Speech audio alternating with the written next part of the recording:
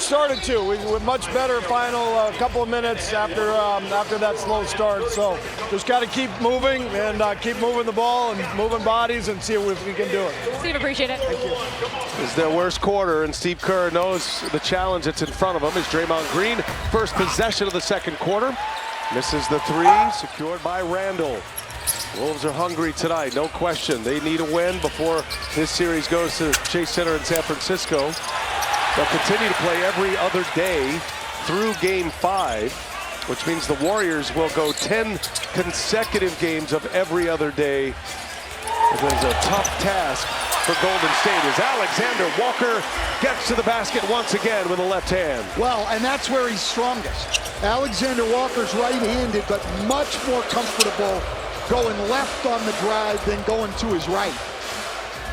Warriors got their shooting a little more organized. They started 0 for 8. They're 6 of their last 10. But 5 turnovers. The Warriors 5 turnovers and they've given up.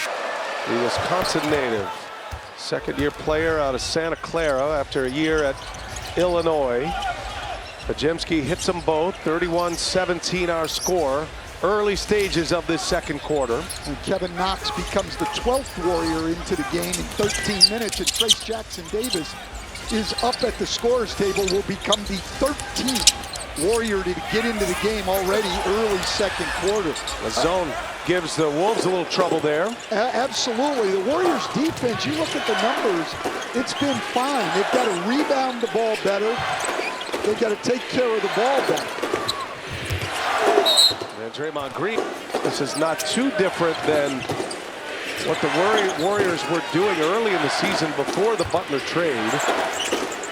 They've already used 5 different starting lineups. That's all in the last 7 games. Podziemski got caught in the air. Good defense that time. And Knox comes away with a rebound. Wow, Trace Jackson-Davis doing a great job keeping it alive. One of the best offensive rebounders in the league. Fell out of the Warriors' rotation. But when it comes to getting on the glass, he's as good as anybody. Wow. This season, after the Butler trade without Steph Curry. They beat Milwaukee at Milwaukee, but then lost at Atlanta and got blown out in Miami. That's the experience this group has without Steph Curry. Gobert gets inside. The Warriors can fight their way back in this thing, but if it does now, Coach. Well, we saw an indication of what he might do in Game 5 of the Houston series when the Warriors were getting blown out. He pulled everybody halfway through the third quarter and didn't bring them back in. Gobert misses them both. Well, he's under 50% now in the playoffs, 10 for 22. Jackson Davis out of Indiana University. Buddy Hield pulls a tough 3. That's an air ball. Force that one. Hield knows he is the primary scorer on the floor right now. Naz Reid goes to the basket. Oh, wow, what a finish. Now, NBA players have gotten so good now with that deceleration move, slowing down and being able to basically stop on one foot. On making his case. He's not only the leader of their defense, he's the hub of their offense. He's their facilitator, if you will. Steve Kerr, when all of that was going on, was immediately calling on Jimmy Butler, asking if he was ready. Now, can Minnesota find better shots against this zone, which has baffled them a little bit here in these first 2 games? Naz Reid fakes it, leaves it, and a deflection ends up in a Minnesota turnover. Well, we've seen Gobert already have trouble catching 2 passes. One a straight line pass at his waist, and the other one a bounce pass. You've got to feed 7-footers above their shoulders. Strong basket by Trace Jackson-Davis with Gobert lurking. Anthony Edwards back on the floor, finds Alexander Walker. Walker probing. That was deflected. For this series, Steve Kerr told me he plays with emotion and competitive fire. That's what makes him great, but it can work against him as well. If he can channel that and not get baited, we're going to be in a really good spot. And also, guys, talked to Coach Izzo before Game 7, and they had a heart-to-heart about how he needs to keep his composure throughout this entire second-round series as well. Can't afford to lose Draymond Green as well with those technicals starting to stack up. And he was dangerously close to getting another one, which would have put him one away from a suspension. Well, Steph Curry and Steve Kerr did a great job of keeping Draymond Green. A welcome sight for him. He's now only... And Minnesota up 36-19. Wolves have turned those 8 turnovers into 7 points. Jackson Davis with the rebound. Well, here's the thing. They're up 17 points, and they're not shooting the ball well, Minnesota. It's not like they're lighting up this Warrior defense. The problem is the Warriors can't solve Minnesota's defense without Steph Curry.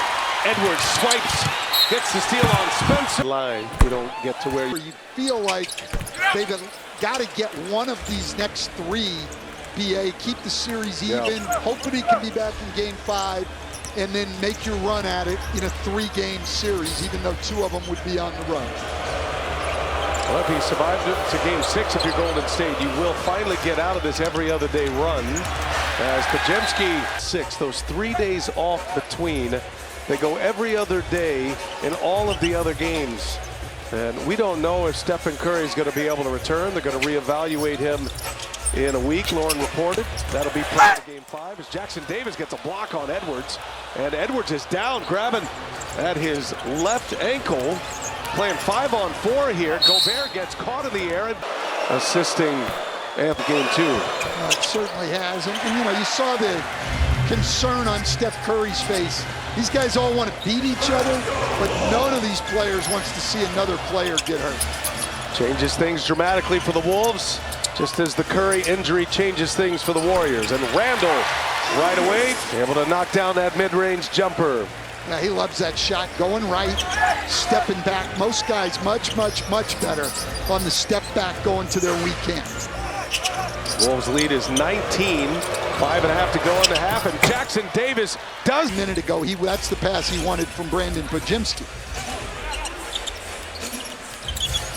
Moses Moody trying to check Randall, giving up some size. Randall gives it up. DiVincenzo, that's good. 3, now 7 for 34 in the playoffs, just barely over 20%. He was electric in the playoffs for the Knicks last year. He shot the 3 ball so well, up over 40%, and shot it at 40% through the regular season. Pajemski gets to his strong hand, the left hand, able to score it off the glass. DiVincenzo lost the handle, turns it over. Jackson Davis finds a guard.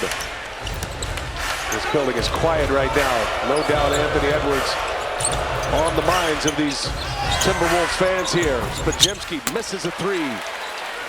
He's had some good looks. Pajemski 0 for 3 from beyond the arc. And now McDaniels gets the shooter's bounce off the front iron. Minnesota back 20. Yeah, McDaniels has been so good for this team in the playoffs. Really all year, but in the playoffs, really has stepped up. Butler. And into the hands of Gobert.